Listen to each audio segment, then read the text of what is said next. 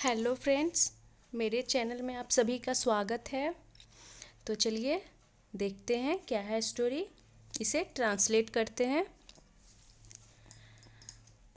इसका टाइटल है the bold vulture. इसका मतलब हो गया कि गंजा, वल्चर यानी गिद्ध, और इसकी प्रोनाउंसिएशन होती है बॉल्ड। वल्चर यानी कि गिद्ध, द यहाँ पे आर्टिकल हो गया, और बॉल्ड का मतलब हो गया कि गंजा, और ये एडजेक्टिव है, और वल्चर यानी कि गिद्ध ये नाउन हो गया।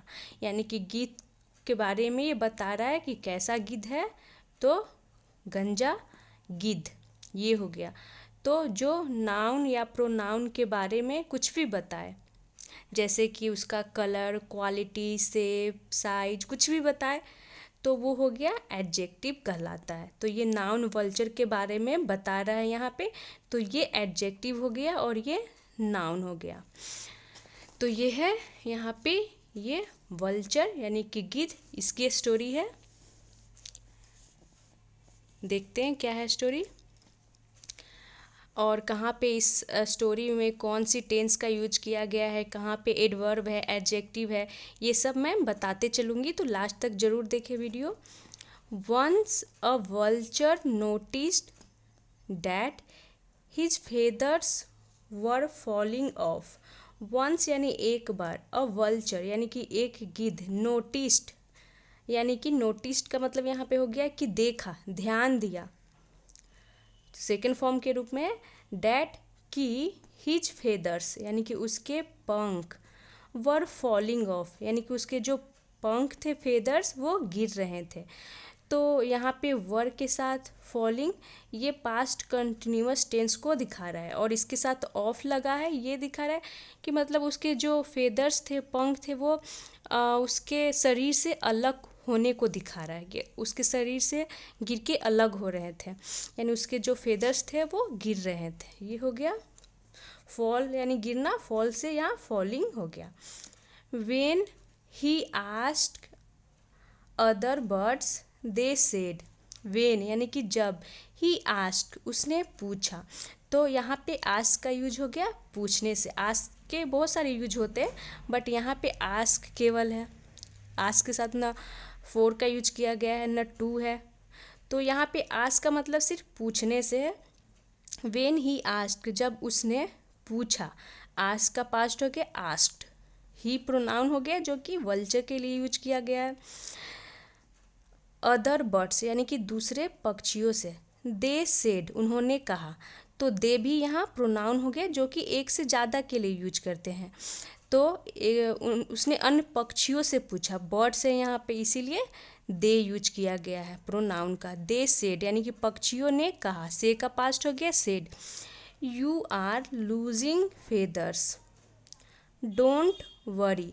तो क्या कहा पक्षियों ने, यू आर लूजिंग फेदर्स यानी कि तुम पंख को खो रहे हो। लूजिंग यानी खो रहे हो, तो यहाँ पे ये प्रेजेंट कंटिन्यूअस में हो गया। तो तुम अपने पंख खो रहे हो यानी कि तुम्हारे जो पंख है वो गिर रहे हैं, ये हो गया मतलब। डोंट वरी यानी कि चिंता मत करो। New feathers would grow soon.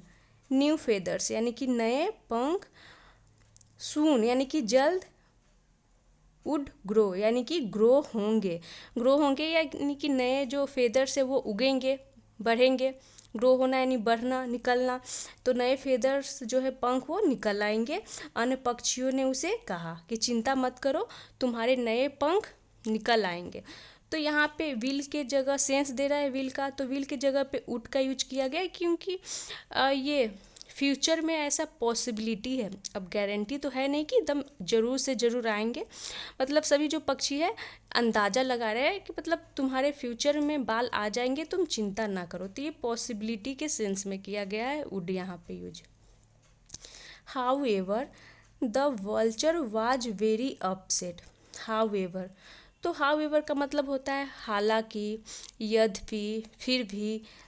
But हम सेंटेंस जब आगे पढ़ते हैं तो क्या सही मतलब यहाँ पे निकल कर आ रहा है हाउएवर का, उसके अकॉर्डिंग हम यूज करते हैं। तो यहाँ पे हाउएवर का मतलब हो गया कि फिर भी, यानी कि जब जो अन्य पक्षी थे उसे बताएं, यानी कि उसे सांत्वना दिए कि तुम्हारे नए पंख आ जाएंगे, तो उसके बावजूद, यानी यहाँ पे हाउएवर का मतलब हो गया फिर भी, यानी कि सांत्वना दिए, कंसोल किए उसे, फिर भी the vulture was very upset, जो वल्चर था वो बहुत अपसेट हो गया था। अपसेट यानी कि वो दुखित हो गया था, निराश हो गया था। तो ये अपसेट यहाँ पे एडजेक्टिव हो गया, जो वल्चर की मनोदशा के बारे में बता रहा है कि उसकी स्थिति कैसी थी, तो वो उदास हो गया था, उदास था वो। वेरी यहाँ पे एडवर्ब हो गया। तो ये जो सेंटेंस हो गया यहाँ से यहाँ तक, तो ये स्टेट ऑफ बीइंग की सेंटेंस कहलाती है। स्टेट ऑफ बीइंग का मतलब हो गया कि किसी चीज़ की स्थिति, उसकी होने की अवस्था को दिखाना, जैसे कि वो अच्छा है, बुरा है, काला है, इस तरह की आती है सेंटेंस उसमें। अब इसकी मनोदशा इसमें दिखाया जा रहा है कि वो उदास था, जिसमें कि मतलब कहने का ये मतलब हुआ कि कोई एक्शन वर्ड यूज नहीं किया जाता है। और यहाँ पे वाज, ये जब स्टेट ऑफ बीइंग की सेंटेंस होती है तो वाज यहाँ लिंकिंग वर्ब कहलाती है। और यहाँ पे ये एडजेक्टिव हो गया, वेरी एडवर्ब हो गया। अगर यही जब टेंस की सेंटेंस होती है तो वाज हेल्पिंग वर्ब कहलाती है, लेकिन इसमें स्टेट ऑफ बीइंग में वाज यहाँ लिंकिंग वर्ब हो गया। यहाँ तक हो गया। सून ही became thin and sickly with worry about his feathers. Soon यानी कि जल्द, ही बिकेम, तो ही तो प्रोनाउन हो गया, हमें पता है। बिकम का पास्ट हो गया बिकेम, तो वो क्या हो गया, जल्द ही वो थीन, पतला, एंड सिकली यानी कि वो बीमार हो गया, पतला और बीमार हो गया। तो सिकली का मतलब बीमार, मतलब एक तरह से इस तरह से हो गया कि वो बीमार जैसा दिखने लगा, मतलब वो पतला हो गया और बीमार जैसा, अनहेल्दी वो दिखने लगा। विथ वरी यानी कि वो चिंता से, अबाउट हिज फेदर्स अपने पंखों के बारे में, अपने पंखों को लेकर उसे चिंता थी, उससे वो पतला और बीमार जैसा वो दिखने लगा। The other birds pitied him and each of them gave him a feather to stick on his body. तो इसका मतलब हो गया कि दी अदर बर्ड्स यानी जो अन्य दूसरे पक्षी थे, पीटेड हिम यानी कि उस पे दया आ गई। तो पीटी मतलब होता है दया आना, तरस खाना, तो यहाँ पे उसकी सेकंड फॉर्म का यूज किया गया है कि मतलब पक्षियों को उस पे दया आ गई। और हिम प्रोनाउन हो गया जो कि वल्चर के लिए यूज किया गया है। एंड ईच ऑफ देम यानी कि वे सभी जो पक्षी थे, गेव हिम उसे दिए, गिव का पास्ट हो गया गेव, अ फेदर एक पंख, टू स्टिक किस लिए, तो चिपकाने के लिए। टू यहाँ इन्फिनिटिव हो गया जो कि पर्पस को दिखाता है कि किस पर्पस से दिए, तो चिपकाने के लिए, ऑन हिज बॉडी अपने शरीर पे। तो सभी पक्षियों को उस पर दया आ जाता है, तो सभी पक्षी अपना पंख देते हैं एक एक चिपकाने के लिए अपने शरीर पे, यानी कि वल्चर के शरीर पे चिपकाने के लिए उसे पंख देते हैं। When all the birds had given him their feathers, जब ऑल द बर्ड्स यानी कि सभी पक्षी हैड गिवन हिम उसे दिए थे, हैड के साथ यहाँ पे गिवन, गिव की थर्ड फॉर्म हो गई गिवन, तो ये हो गया पास्ट परफेक्ट टेंस की सेंटेंस हो गई। देयर फेदर्स यानी कि अपना पंख, तो देयर यहाँ पजेसिव एडजेक्टिव हो गया, फेदर्स यहाँ नाउन हो गया। The vulture became a beautiful bird with the feathers of all colours. इसका मतलब हो गया द वल्चर बिकेम यानी जो गिद्ध था वो बन गया, क्या बन गया, तो अ ब्यूटीफुल बर्ड एक सुंदर पक्षी, विथ द फेदर्स यानी कि जिसके पंख, ऑफ ऑल कलर्स यानी सभी पंखों का क्या बन गया, एक सुंदर पक्षी।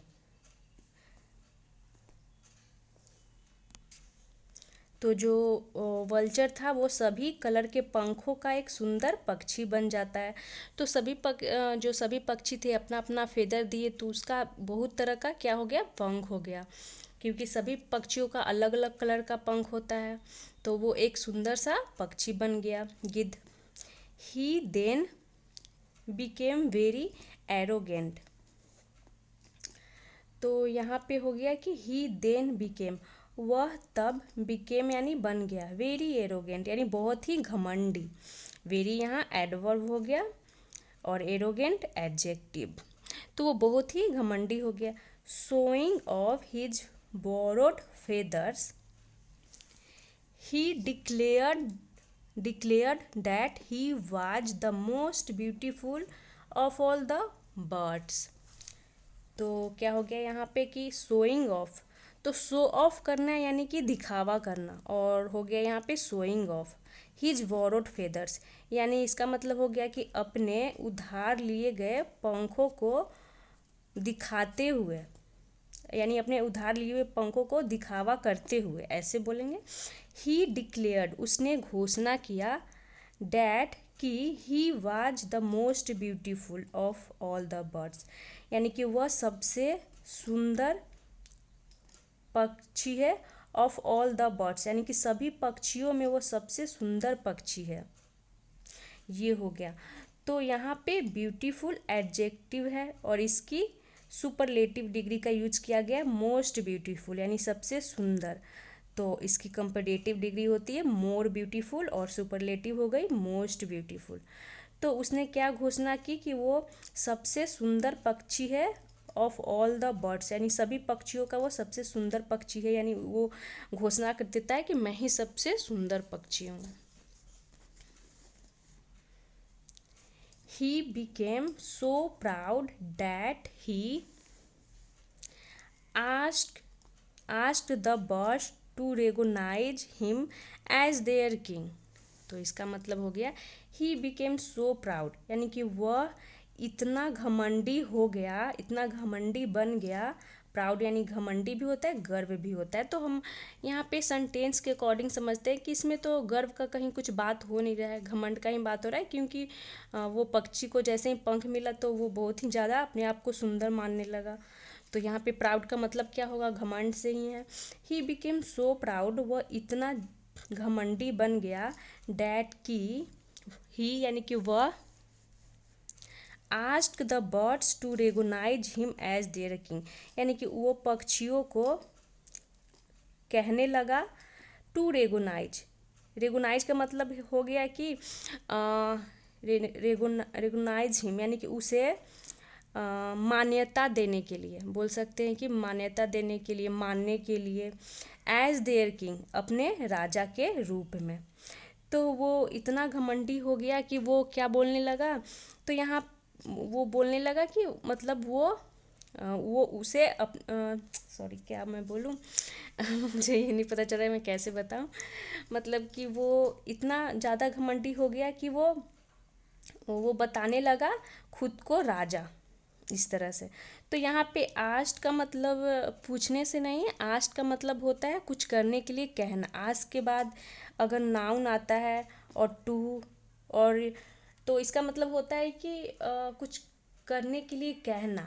तो यहाँ पे उसने क्या कहा, तो मतलब वो इतना ज़्यादा घमंडी हो गया कि ask the birds to recognise him as their king, यानी कि उसे अपने राजा के रूप में मानने के लिए वो कहने लगा, यानी कि तुम सभी अब मुझे राजा मान लो, राजा का मान्यता दे दो, ये कहने के लिए वो कहने लगा कि तुम अब मुझे राजा मान लो। The angry birds picked off the feathers, यानी जो गुस्साए हुए पक्षी थे, पेक्ड ऑफ मतलब नोच लिया, द फेदर्स यानी कि पंखों को नोच, तो पिक्ड ऑफ का मतलब हो गया नोच लेना या फिर उखाड़ लिया, ऐसे भी बोल सकते हैं। That they had given him, that का मतलब हो गया जो उन्होंने दिया था, हैड के साथ गिवन, तो यहाँ पर भी पास्ट परफेक्ट टेंस का यूज किया गया। तो जो पक्षियों ने दिया था पंख, तो उन्होंने नोच करके उखाड़ लिया चोंच से अपना पंख। एंड टुक देम अवे, और टुक देम उन्हें ले गया, टुक अवे टेक से हो गया टुक, उसका पास्ट, उन्हें ले गया। तो देम किसके लिए यूज किया गया प्रोनाउन? फेदर्स के लिए, यानी कि पंखों को वो उखाड़ करके ले गए, क्योंकि वो बहुत ही ज़्यादा घमंडी हो गया था। That is why even to the present day the vulture is a grim ugly and bald bird. तो डैट इज वाई का मतलब हो गया इसीलिए, और इसे शॉर्ट में जब हम बोलते हैं तो दैट्स वाई, तो स्पोकन में हम दैट्स वाई ही बोलते हैं, दैट्स वाई यानी इसीलिए। तो डैट इज वाई इसीलिए, even to the present day यानी कि वर्तमान समय में भी, the vulture is a grim यानी कि जो वल्चर है एक grim ugly and bald bird है। तो ग्रीम का मतलब होता है डरावना दिखने वाला, अगली बदसूरत, एंड बॉल्ड का मतलब जिसके सर पे बाल ना हो, गंजा। तो वो क्या हो गया, बहुत ही डरावना, अगली और बॉल्ड हो गया। तो यहाँ पर ये ग्रीम, अगली और ये बॉल्ड, ये तीनों एडजेक्टिव हो गए जो वल्चर के बारे में बता रहा है कि वो कैसा हो गया था।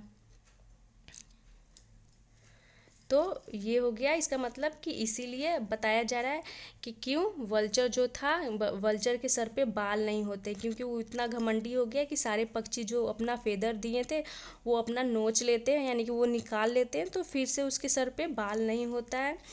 तो इसीलिए that is why even to the present यानी कि प्रेजेंट में भी अभी भी उसके वो क्या होता है, उस ग्रीम अगली एंड बॉल्ड, यानी कि अभी भी उसके सर पे बाल नहीं होता है और वो बदसूरत होता है। क्यों? इस स्टोरी में बताया गया है। अब ये स्टोरी है, पता नहीं कितनी सच्चाई है झूठ है, बट ऐसा इस स्टोरी में है, तो स्टोरी में तो कुछ भी हो सकता है। तो ये थी आज की शॉर्ट स्टोरी, मिलते हैं नेक्स्ट वीडियो में। Thanks for watching.